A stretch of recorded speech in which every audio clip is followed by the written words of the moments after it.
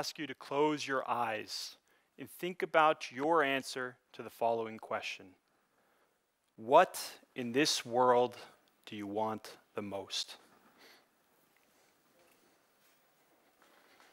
So I've asked a lot of people this question in the past, and I've found that the answers typically fall into one of four buckets.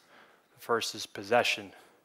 This is something that you hold or something that you have, like houses, cars, clothes. The second is freedom. This is greater control in your life to do the things that you want to do when you want to do them.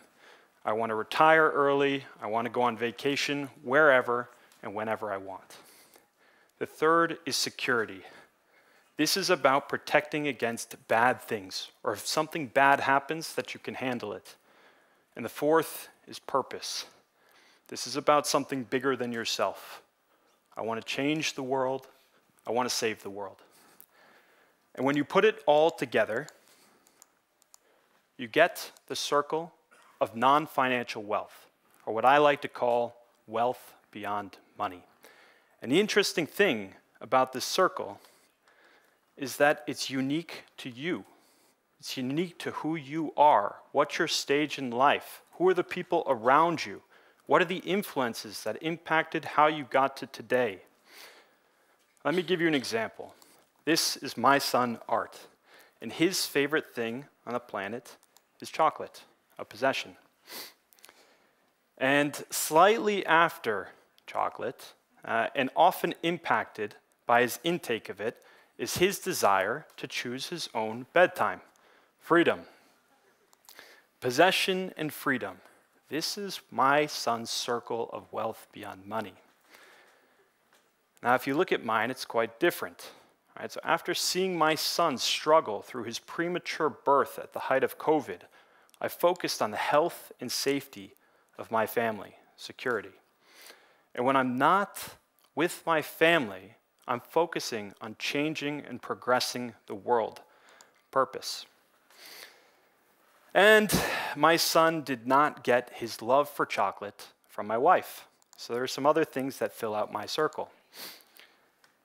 And when you look at these two circles, they're very different, but there's one similarity, that neither is optimized.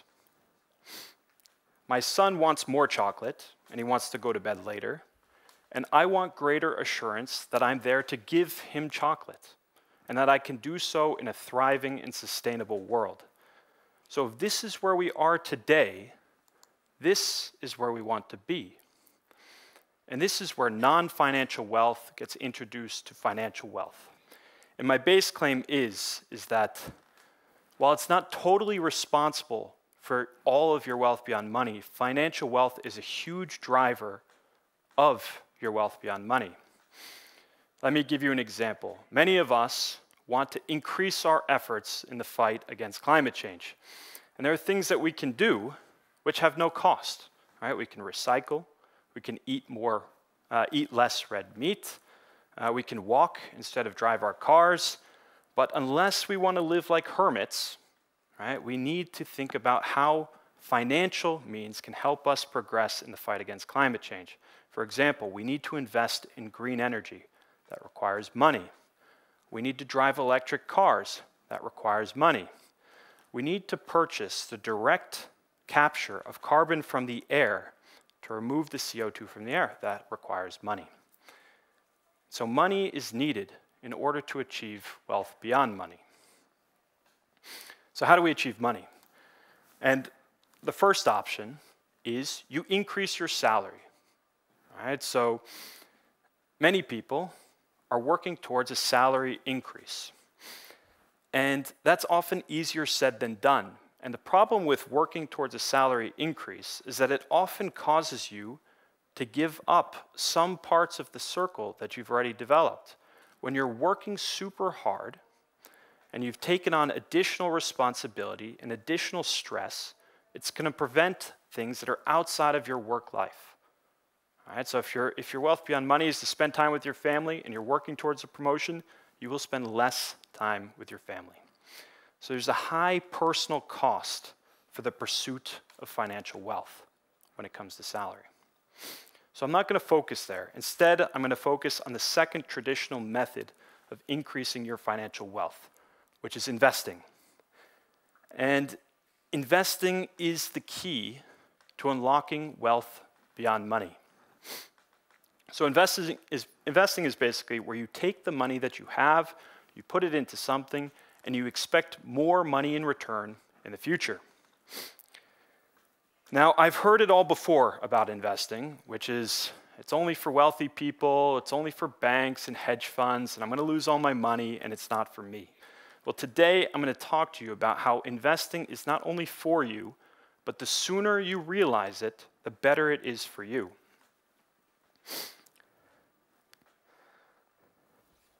So let me go back to the first time that I invested.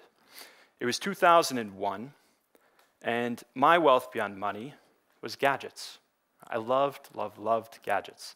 And I was fortunate that in 2001, I got to see the launch of the iPod. And at first sight, it was love. And I knew I needed one, right? I knew I needed to get one. But I only had $200. The iPod cost $400. This is what it looks like, right? For everybody who was not around at that point. So I needed to get an additional $200. But the problem is my income at the time was basically non-existent. I wasn't old enough to have a stable income. And so I went to my dad and I said, Dad, how do I get this additional $200? So why don't you think about investing? I said, okay, let me try that out. So I looked into investing and I thought, yes, I'm going to be great at this. I'm going to be the best at it. So let me do it. And I did a bit of research and I ultimately invested into the very company that was generating my wealth beyond money. I invested in Apple. I put all $200 in 2001 in Apple. And like many beginner investors, I watched the market and I watched my Apple stock every day. Every time it went up, I was through the roof. I thought, this is amazing. And every time it went down, I was through the floor. I thought it was totally unfair. But in the first 6 months, I went totally through the roof. My investment was up 25%, and I could see my iPod coming closer to me. I thought my iPod is almost within reach. Unfortunately, the 6 months after, I not only lost the gains I had made, I lost the part of the investment principal, the original 200 that I had invested. And so, as a novice investor, I sold my stake in Apple because I did not want to increase my chances of losing my iPod. If I had held on to that stock to today, it would be worth $80,000. All right, 200 to 80,000. Now, this occurrence, despite the outcome, was one of the most profound moments and experiences of my life for two reasons. The first is even with one of the best investment opportunities of all time, Apple, I lost money. And the second is that my fanaticism, this up and down and sideways, it drove bad decisions. And if I repeated those bad decisions, it could have a serious negative impact on my life. And so I thought, I'm not going to give up on investing, but if I'm going to do it in the future, I need to take a different approach. I need to take a structured approach. And so I hit the books, I learned from the best, I got more experience, and there are 3 key elements that I found that are key to successful investing, to increasing the chances that you will succeed. And the first is strategy. So the goal of investing is to make as much money as you can and reduce the chances of losing money. So increase your return, reduce your risk.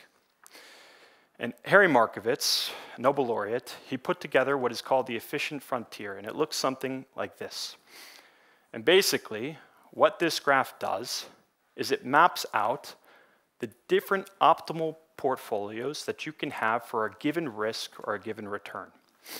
And your strategy, when you're investing, is to be somewhere on this line. So when you go to invest, pick a point, invest in it, and stick to it.